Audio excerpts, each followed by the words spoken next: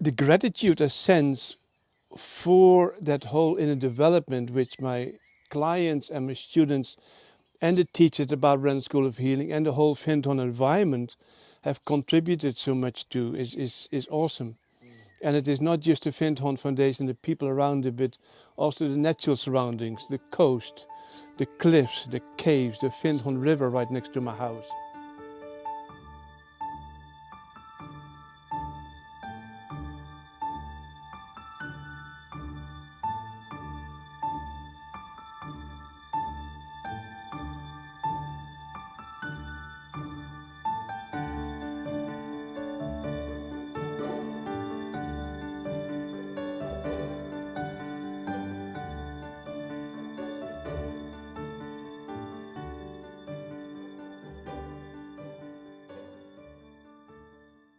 Good.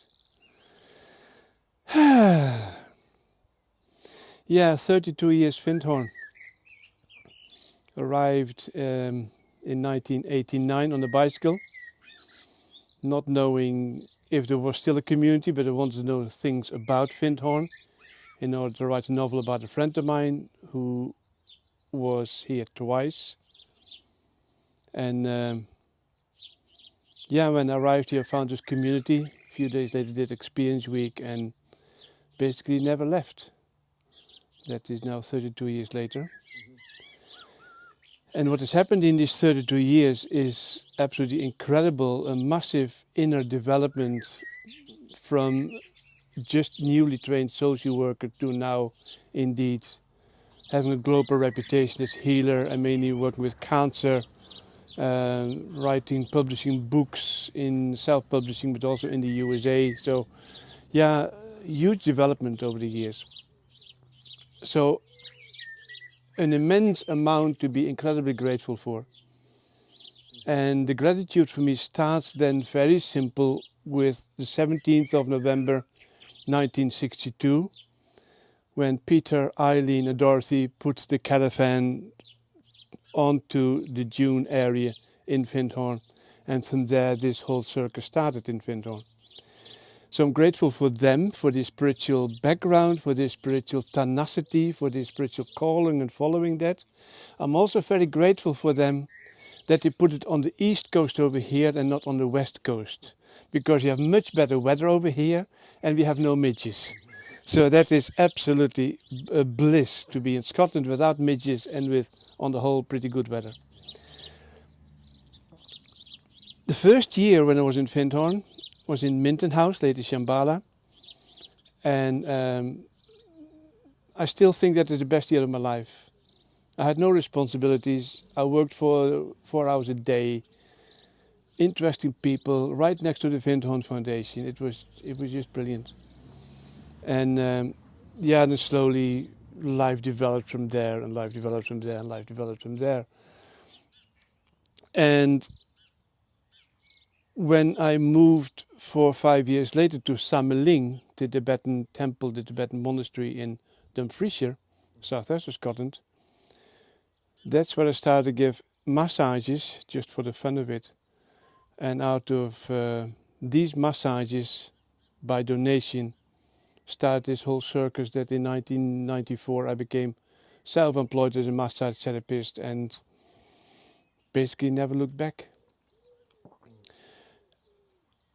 And one of the main things I'm grateful for of all these thousands upon thousands of clients I've had and students later when I had my own healing school is the incredible amount of trust people put into me. An immense amount of trust that they reveal their most intimate details of themselves and just lie there on the couch and let me do whatever I do because they trust my intention and they trust that I hold them in sacredness, they trust that I hold them in respect. And that is, I get emotional when I speak about it, it just that always feels just an incredible privilege. And still, now after 27 years of having my own clinic, that still feels like a privilege. I will never fully get used to that kind of depth of intimate connection and intimate trust and faith people have in myself as a person and in my work. And of course, it doesn't always count for everybody, not 100% of the people, but 90, 95% of the people. It's not bad going. Not bad going whatsoever. So there's a lot of gratitude for that. And basically in that way, my clients and later on also my students supported me without them knowing so consciously and without me knowing it at the time, but supported me very strongly in the developing my own inner self. From simple straightforward massage, where only physical touch and physical manipulation of muscle, tendons and ligaments and that kind of stuff, to indeed gradually developing a high sensory perception, extrasensory perception, to see or hear or feel what is not easily be seen or felt or heard with the normal senses. And that is, that simply brings such an amazing extra aspect to life. That makes life rich and totally worth living. Totally worth living. And the 4 years I studied, or basically 6 years, including the teacher training, the 6 years I studied with Barbara Brennan at the Barbara Brennan School of Healing in New Jersey and Miami, added an immense aspect to that, because then what I sensed already during massages came into a context of familiarity, came in context that I could switch it on and off, this extrasensory perception. I could use it as a tool. It became recognizable, it became explainable, it became teachable, it became simply part of my normal self. And that so much so now that at the moment I can just ask my guides anything and they will tell me and they will tell me and they will tell me, and that is just great fun. Just great fun.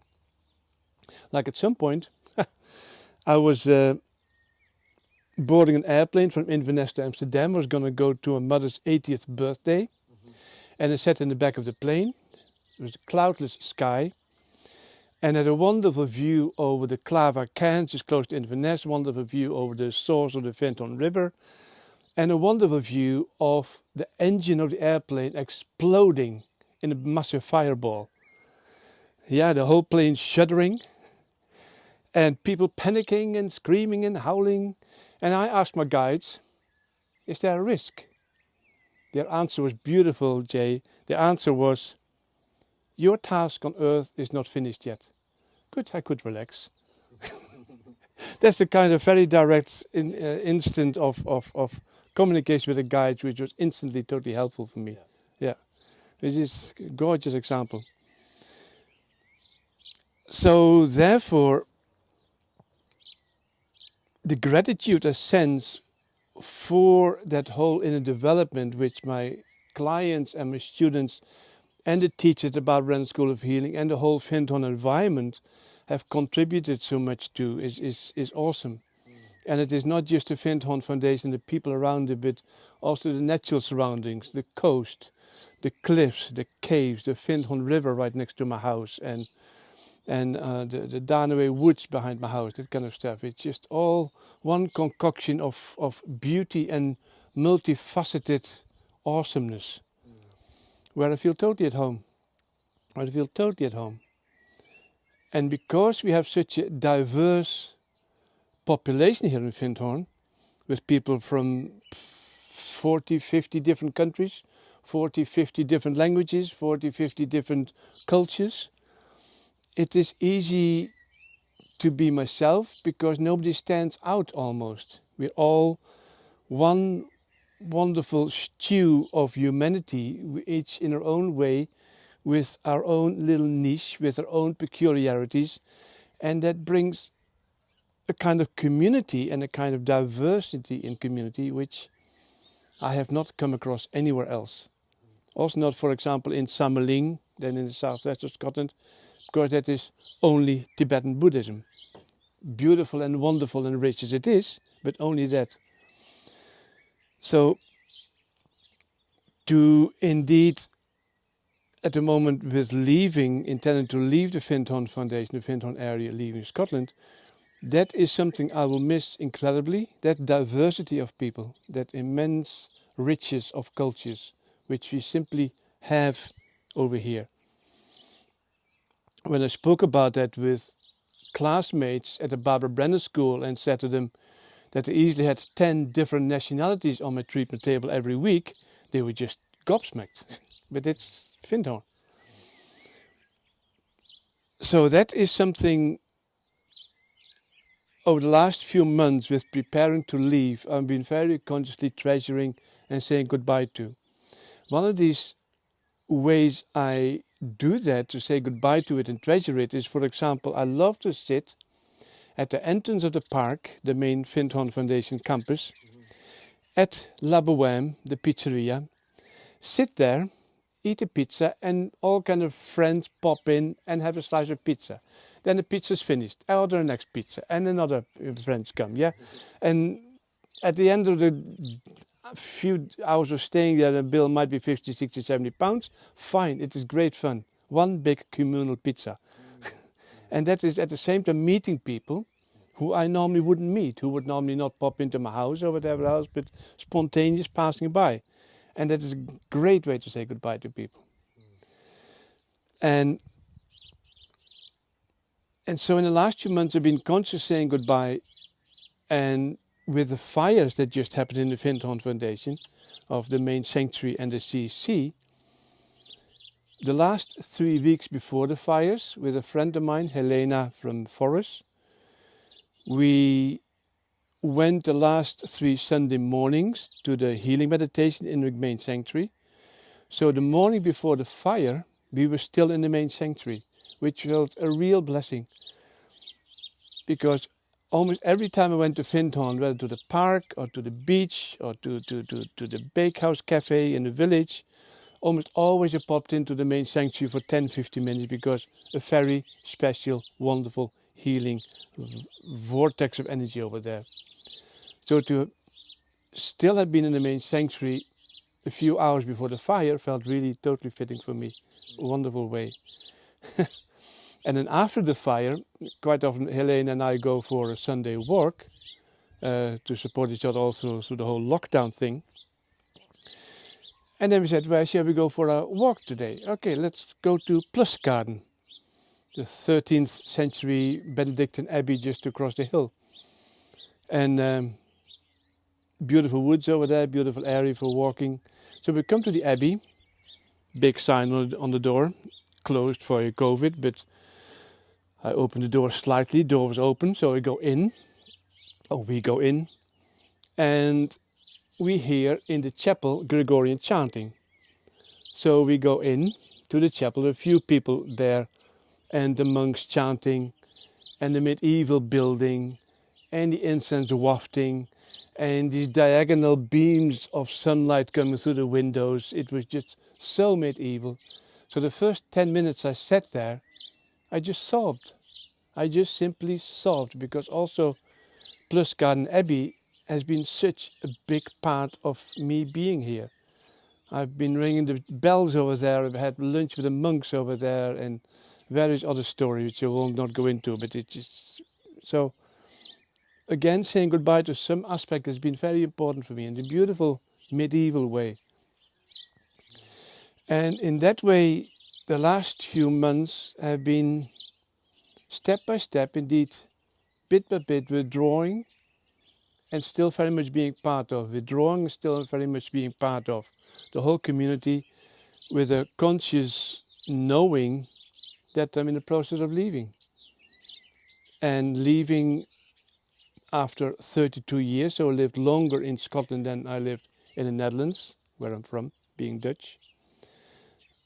So it takes time, it takes genuine contact with the self to indeed consciously say goodbye to such a big, important aspect of life. And gradually that is coming to an end. And when I will actually move to Germany, I don't know yet, because all the Brexit regulations make it difficult and blah, blah, blah. So, yeah, that is all still up in the air. But to very consciously, for months, spread gratitude and appreciation for everything that is happening and has happened in this area feels just totally fitting. That's it for now.